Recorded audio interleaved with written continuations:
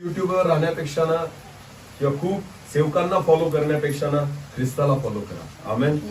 देवाला फॉलो करा, वचनाला फॉलो करा, परमेश्वराच्या. मी म्हणतो ना, वचन ऐका, मोबाईलवर वचन ऐका, पण जे ऐकलंय ना ते परत बायबलमध्ये शोधा. हा जो बोलतोय ना इथं ऐका. कळतंय का मी काय सांगतोय? गेल्या दिवसामध्ये मी एक मोठ्या सेवकाला, मोठ्या सांगतोय, नाव नाही घेणार का, कोणाचा असाच मी का अपमान करू. लक्षात घ्या, चांगला सेवक हे बरेच लोक फॉलो करतात त्या सेवकाला.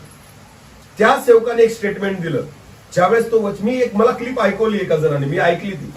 तर त्यांनी असं म्हटलं, भावनेच्या भरामध्ये त्या सेवकांनी स्त्रियांबद्दल संदेश होता. कोणाबद्दल? बहिणींबद्दल संदेश होता. तर त्यांनी असं म्हटलं, बहिणींनो स्वतःला कमी समजू नका. हिंदीमध्ये प्रचार होता, मी मराठीत सांगतोय. तुम्ही स्वतःला कमी समजू नका, कारण येशूला अभिषेक करणारी एक स्त्री होती. काय म्हटलं त्यांनी? येशूला अभिषेक करणारी सुद्धा एक काय होती? स्त्री होती. माझं डोकं गणगण करायला लागलं, कुठे आहे स्त्री जिने येशूला अभिषेक केला? अरे तो पोटात असतानाच अभिषिक्त होता. त्याचा जन्मच पवित्र आत्म्याद्वारे झाला.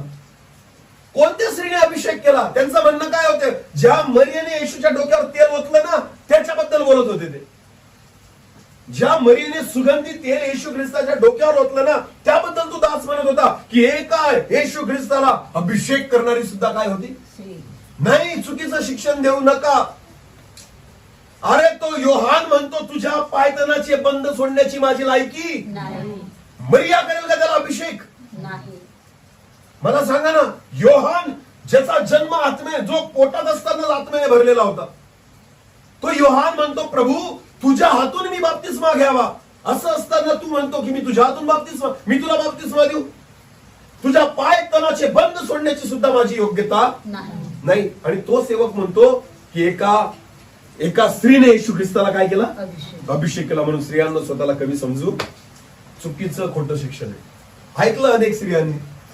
मी विश्वास ठेवतो, हजारोचे व्ह्यूज असतात त्या सेवकाला, हजारोंचे. स्त्रिया खुश ना, आम्ही कोणाला अभिषेक केला?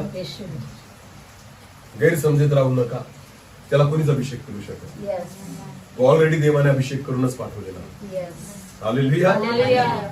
त्याला ना योहानाने अभिषेक केला, ना कोणा स्त्रीने का त्याच्या आईने, कोणीच नाही. त्याला पित्याने अभिषेक केलेला. हालेलुया. आणि त्याला दुसरा कोणी अभिषेक करू शकत नाही, अभिषेक त्याचा काढू पण शकत नाही.